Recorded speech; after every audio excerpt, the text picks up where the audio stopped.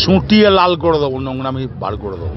তারপরে গিয়া নারুতো নিজের চেহারার মধ্যে 2 হাত দিয়ে থাপ্পড় মারে আর বলে যে মনে হয় যে এখন আমি করতে পারবো। তারপরে নারুতো জোর করে গামাতাৎসুর মুখের ভিতরে ঢুইকা যায়, মানে নারুতোর অভ্যাস হয়ে গেছে আর কি। যাই হোক, মুখের ভিতরে নারুতো চিন্তা করতে থাকে, ভাই ফিল কর গামাতাৎসুর চাকরাকে ফিল কর। আর ফিল করতে করতে করতে করতে নারুতো গামাতাৎসুর চাকরার সাথে নিজেকে কানেক্ট কইরা ফেলে, কিন্তু গামাতাৎসু তো নিজের মুখ থেকেই নারুতোকে ফায়ার কইরা দেয়। এতে এইবার নারুতো অনেক দূরে গিয়ে পড়ে। গামাকিচি লাফায় যায়, নারুতো তুই কি ঠিক আছিস নি? নারুতো বলে যে হ্যাঁ আমি ঠিক আছি, আর ফাইনালি আমার মনে হয় যে আমি বুঝতে পারতাছি এটা কিভাবে কাজ করে। তো নারুতো আবার বলে যে চল আমরা ট্রেনিং করতে থাকি। কিন্তু ঠিক তখনই সেখানে সাকুরা চলে আসে। সাকুরা তো নারুতোর গন্ধ নিতে শুরু করে দেয়। নারুতোর শরীর থেকে গন্ধ আইতাছে। সেটা কিসের গন্ধ সেটা তো তোমরা জানোই, গামাতাৎসুর স্যাপের গন্ধ। যাই হোক, সাকুরা নারুতোকে টাইনা নিয়ে যায়। আর এখানে জঙ্গলের মধ্যে হঠাৎ করে এই গরিলার মতো দেখতে লোকটা কাকাশির উপরে আক্রমণ কইরা দেয়। সে নিজের হাতকে বড় করে তারপরে কাকাশিকে একটা ঘুষি মারে। কাকাশি সেটাকে ব্লক করে, কিন্তু তারপরে ওইরা অনেক দূরে চলে যায়। আর ঠিক ওই সময় কিবার উপরেও আক্রমণ করা হয়। এরা 3-4 কিবা আর হিনাটার সামনে চলে আসে।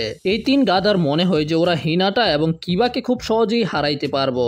ওরা আলোচনা করতে থাকে যে ওরা এখন কি করব। 3 জনের সাথে 2 জন আর আকামারু। তো প্রথম এটাকে ওদেরকে যে কোনো একজনকে শেষ করে দিতে হইব, তারপরে গিয়ে ওরা 2 জনের সাথে ফাইট করব। তো আকামারু আর কিবা ফ্যাং ওভার ফ্যাঙ্গের ব্যবহার করে এই মাইয়ার মতো দেখতে পোলার উপরে আক্রমণ করে। তবে এদের মধ্যে থাকে একজন তখন ধোঁয়া ছাড়তে শুরু করে দেয়, যে কারণে কিবা নিজের অ্যাটাককে মিস করে ফেলে। কিন্তু কিবা বুঝতে পারে যে এই গ্যাসের কারণে এখন কিবার গ্রাণ শক্তি নাই হয়ে গেছে গা। তার মানে এখন কিবার পক্ষে লড়াই করা অনেক বেশি কঠিন হইব।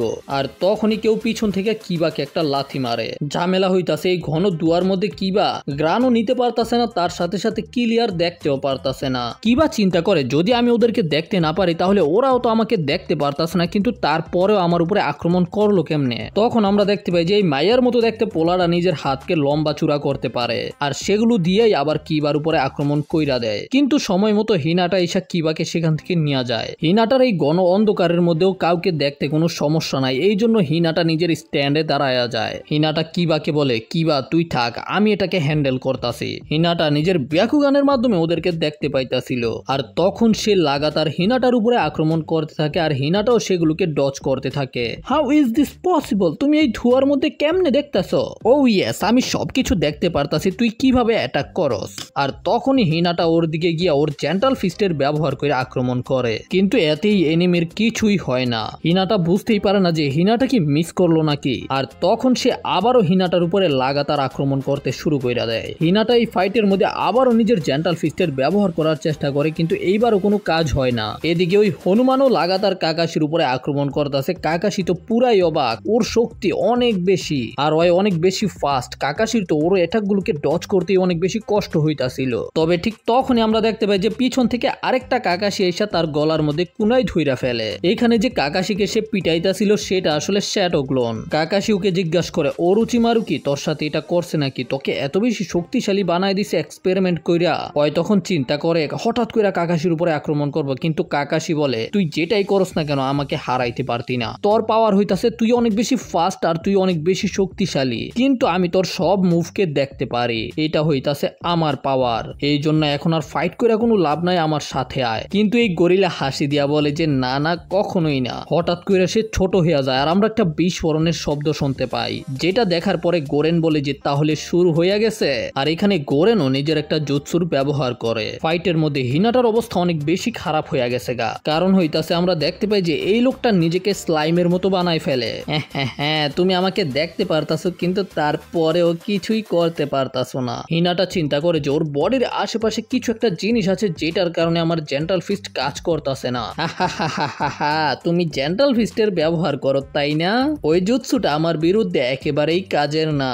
তখন হিনাটা আবারও রেডি হয়ে ওর সাথে ফাইট করার জন্য, কিন্তু আমরা শুধু হিনাটার একটা চিৎকারের শব্দ শুনতে পাই, যেটা দূর থেকে কি কিবাও শুনতে পায়। এই জন্য কিবা আবার ওই দিকে যাইতে শুরু করে, কিন্তু হঠাৎ করে আর বুঝতে পারে না যে ওই কোন দিকে যাইতাছে। এই জন্য কিবা তখন বাতাস কোন দিকে যাইতাছে সেটা দেখে সামনে আগানোর চিন্তা করে। এদিকে আমরা কাকাশির সামনের ওই গরিলাকে দেখতে পাই, সে নিজেকে আকারে ছোট কইরা ফেলছে। তারপরেই তার স্পিড অনেক বেশি বাইরে যায়, সে তো কাকাশির চোখের সামনে থেকে চোখের পলকেই গায়েব হয়ে যায়। আর কাকাশির পিঠের মধ্যে একটা লাথি মেরা কাকাশিকে দূরে পাঠায় দেয়। আর এই জন্য তখন কাকাশি নিজের শারিঙ্গানকে বের করে। এই জন্য কাকাশি এখন শারিঙ্গানের মাধ্যমে তার অ্যাটাককে বুঝতে পারবে। কাকাশির সাথে সাথেই নিজের চিরুরিকেও অ্যাক্টিভ করে। তবে তখন তার স্পিড আরো বেশি বাইরে যায়, সে নিজের মুখ থেকে কি জানি ছাড়তে শুরু করে। এখানে হিনাটাও নিজের হাঁটু গেরা বইসা রইছে, অনেক বেশি ক্লান্ত হয়ে গেছে। আর সে এবার সামনে আগাইতে থাকে হিনাটাকে শেষ করার জন্য। হিনাটার বডি কাঁপতে থাকে, কিন্তু তখনই আশেপাশ থেকে অনেক বিশাল বড় শব্দ হয়। ওরা বুঝতেই পারে না যে আশেপাশে কি হইতাছে। আমরা শুনতে পাই যে কিবা নিজের ফ্যাং ওভার ফ্যাঙ্গের ব্যবহার করতেছে। কিবা নিজের ফ্যাং ওভার ফ্যাঙ্গের ব্যবহার করে আশেপাশের গাছপালাকে একেবারে উড়াই দিতেছে, যে কারণে বাতাসে এসে ওই যে গ্যাস আছে সেটাও কাইটতে যাইতে শুরু করে। তো এখন কিবার মনে হয় যে কিবা এই বেলুনের সাথে ফাইট করবে, কিন্তু সেখানে আরো দুইজন ছিল যারা এখানে স্মোক বোম মাইরা দেয়। আর শুধু 3 জন না, এখন মোটমাট 4 জন আছে কিবা আর হিনাটার সামনে। আর এরা বলে যে এইবার আমরা ওদের দুজনকে শেষ কইরা দিমু। আর ঠিক ওই মুহূর্তেই সে কিছু শব্দ শুনতে পায়। আর সে যখন ভালো কইরা শোনার চেষ্টা করে তখন বুঝতে পারে যে চারিদিক থেকে এই শব্দটা আইতাছে। তখন সে আরেকটাকে বলে তাড়াতাড়ি কইরা গ্যাসের ব্যবহার করতে, আর গ্যাসের ব্যবহার করার পরে এখান থেকে তাড়াতাড়ি কইরা পালাইতে। তো তারা গ্যাসের ব্যবহার করে সেখান থেকে চইলা যায়। আর তখন সেখানে আসে শিনো বলে যে ওরা যদি আর কিছুক্ষণ এখানে থাকতো তাইলে আমার কাজ হইয়া যাইতো। আসলে শিনো নিজের বাঘগুলোকে রেডি করতেছিল ওদের উপরে আক্রমণ করার লাগা, তার আগেই ওরা এখান থেকে চইলা গেছে। ঠিক তখন এখানে কাকাশিও চলে আসে। আর কাকাশি দেখতে পায় যে হিনাটার অবস্থা তেমন ভালো না, কিন্তু তারপরেও হিনাটা বলে আমি ঠিক আছি। কিবা জিজ্ঞাসা করে কাকাশি সেন্সি কি ওই হনুমানের কিছু করতে পারছি কিনা, কিন্তু কাকাশি বলে আমি আমার কাজকে শেষ করতে পারি নাই। আর আমরা দেখতে পাই যে ওই হনুমান যাইতাছে, কিন্তু ওই হনুমানের হাত থেকে রক্ত বের হইতাছে। আর ঠিক তখন আমরা দেখতে পাই যে আসলে গোরেন একটা গ্লাসের মাধ্যমে ওদের উপরে নজর রাখতেছে। আর গোরেন কাকাশিকেও চিনে। গোরেন বলে যে আমার চাল্লিরা তো এখানে কিছুই করতে পারতো না, কারণ এখানে কপি নিনজা আছে। এই জন্য এখন হইতাছে গোরেনের আক্রমণ করার পালা। আমাদের ইউকিমারুকে দেখানো হয় বেচারা ইউকিমারু এই দুনিয়ার মধ্যে একেবারেই একা। তখন আমাদের সুনাডেকে দেখানো হয়। ওই ক্রিস্টাল জুৎসুর ল্যাবের রিপোর্ট সুনাডের কাছে চলে আইছে। সুনাডে এই জুৎসু সম্পর্কে জানে। এই জুৎসুটা এমন একটা জুৎসু যেটা মানুষের রক্তকেও ক্রিস্টাল বানায় দিতে পারে। অতীতে এই জুৎসুর কারণে একটা পুরো ভিলেজ একেবারে গায়েব হয়ে গেছিল, কিন্তু এই জুৎসুটা কে ব্যবহার করছিল সেটার কোনো খবর পাওয়া যায় নাই। আর এতেই সুনাডে বুঝতে পেরে যায় যে যেই জুৎসুর ব্যবহার করতেছে তার সাথে ওরুচিমারুর কানেকশন আছে, অথবা ওরুচিমারুর কোনো একটা সাবজেক্ট। আর এখন তো ওরুচিমারুর নিজের বডিকে ট্রান্সফর্ম করার সময়ও হইয়া গেছে। তো এখনই সময় ওদেরকে ওরুচিমারুর সাথে ফেস টু ফেস যাইতে হইব। আর আমরা দেখতে পাই যে ক্যাপ্টেন ইয়ামাটো বাকিদেরকে নিয়ে ওই জঙ্গলের কাছাকাছি চলে আইছে। এই জন্য ক্যাপ্টেন ইয়ামাটো সাইকে বলে যেন সাই আকাশে উইরা দেখার চেষ্টা করে। আর সাই নিজের সুপার বিচ স্ক্রোলের ব্যবহার করে সেখান থেকে উইরা যায়। নারুতো চিন্তা করে তাইলে এখন আমার কাছে কিছু সময় আছে। এই জন্য নারুতো সেখান থেকে চইলা যায়। এইটা বইলা যে আমার মুতে ধরছে। আসলে নারুতো এখানে আইছে ট্রেনিং করতে, কিন্তু তখনই সেখানে চারিদিকে কুয়াশায় ঠাইকা যায়। আর নারুতোর পায়ের সামনে একটা সাদা কামেলিয়া ফুল আসে। আর সেটার সাথে সাথে সেখানে আসে ইউকিমারু। নারুতোর মনে পড়ে যে ইউকিমারুকে নারুতো হট স্প্রিং এর মধ্যে দেখছিল। তো নারুতো ইউকিমারুর সামনে গিয়ে জিজ্ঞাসা করে পিচ্ছি তুই এখানে কি করতাছস? নারুতো এখানে ইউকিমারুর সাথে কথা বলার চেষ্টা করে, কিন্তু ইউকিমারু তো নিজের চাপাই মারতে থাকে, নারুতোর কথার কোনো জবাবই দেয় না। তখন নারুতো ইউকিমারুকে বলে যদি ইউকিমারু এই দুনিয়ার মধ্যে কেউ না থাকে তাহলে ইউকিমারু নারুতোদের সাথে ভিলেজের মধ্যে যাইতে পারে। কিন্তু ইউকিমারুর মনে পড়ে গোরেনের কথা, যে গোরেন ইউকিমারুকে অপেক্ষা করতে কইছিল। যেখানে আমার জন্য কেউ অপেক্ষা করতেছে সেটাই হইব আমার বাড়ি, তাই না? নারুতো বলে হ্যাঁ আমি তো তোকে এটাই বলছিলাম। তখন ইউকিমারু চিন্তা করে এখন তো আমার একজন আছে। ইউকিমারুর যখন জড়াইছিল তখন গোরেন ইউকিমারুর খেয়াল রাখছিল। এই জন্য নারুতো ইউকিমারুকে বলে সে যেই হোক না কেন তাকে তোমার ফলো করতে হবে। তখনই নারুতো সেখানে শিনোর একটা বাঘ দেখতে পায়, আর সাকুরাও সেখানে চলে আসে। নারুতো আর যখনই নারুতো ইউকিমারুকে বাই বলতে যায় তখনই দেখতে পায় যে ইউকিমারু তো সেখানে নাই।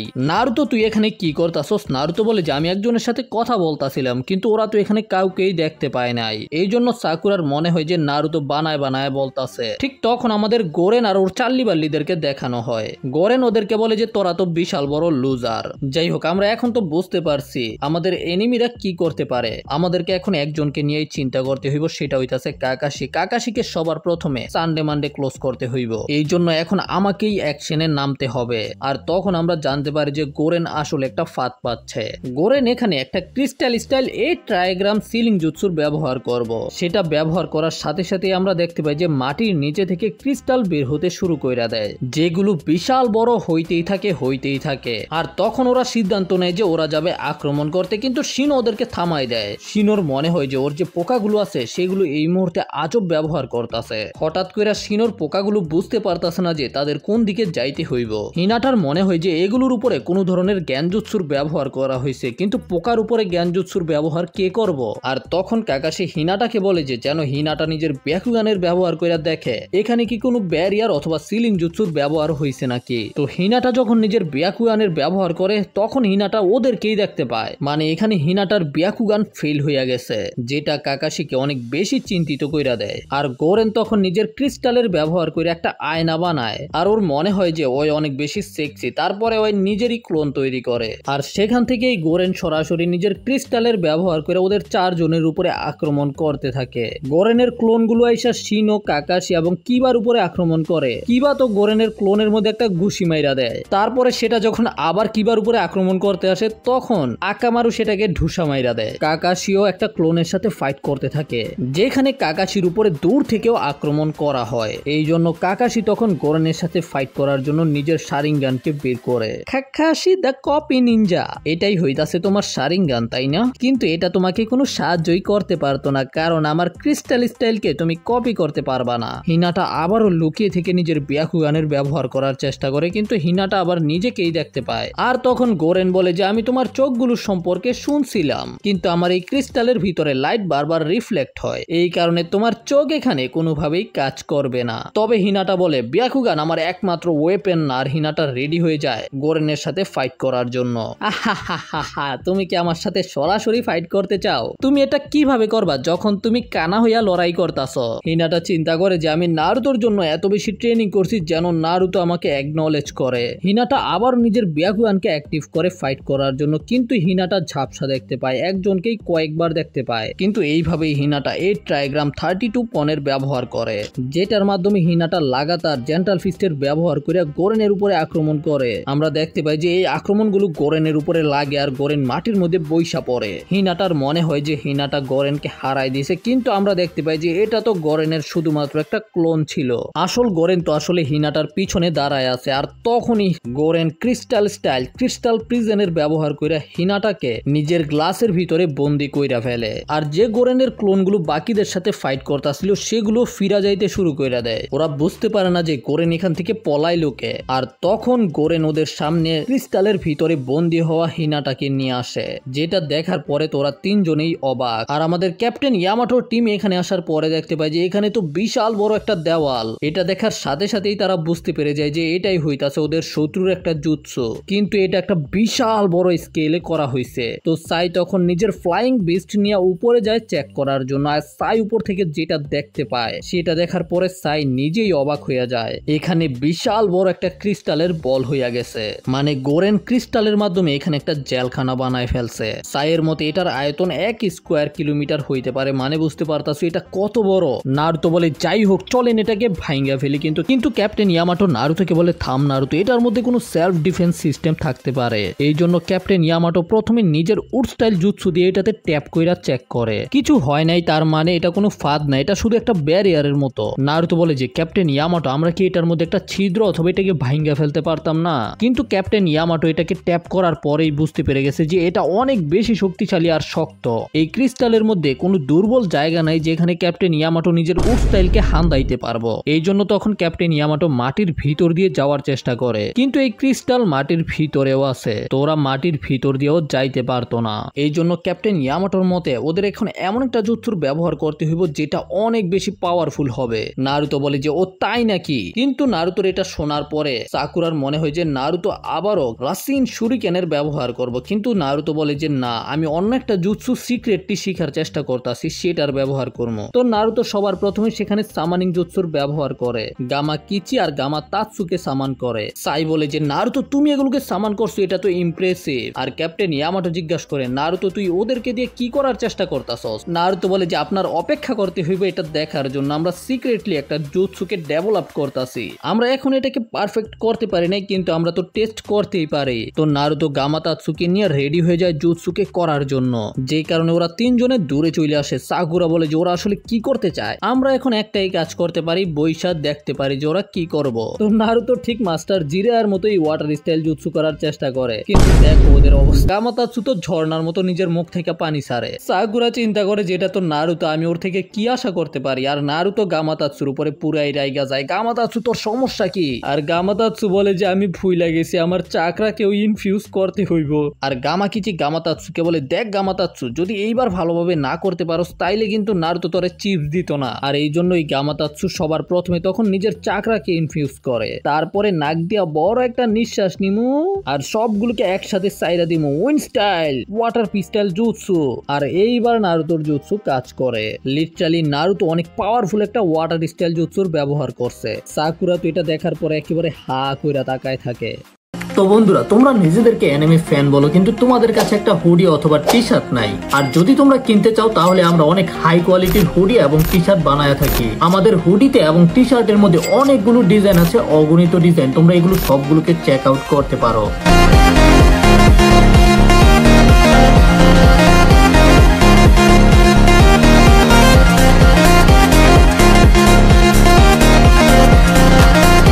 তো যদি তোমরা অর্ডার করতে চাও, এখানে নাম্বার দেওয়া আছে, এই নাম্বারে তোমরা হোয়াটসঅ্যাপে যোগাযোগ করতে পারো। আর যারা আগে অর্ডার করছিলে তাদের মালগুলো আমরা রেডি করে ফেলছি, 3-4 দিনের মধ্যে সেগুলোকে আমরা ডেলিভারি কইরা দিব।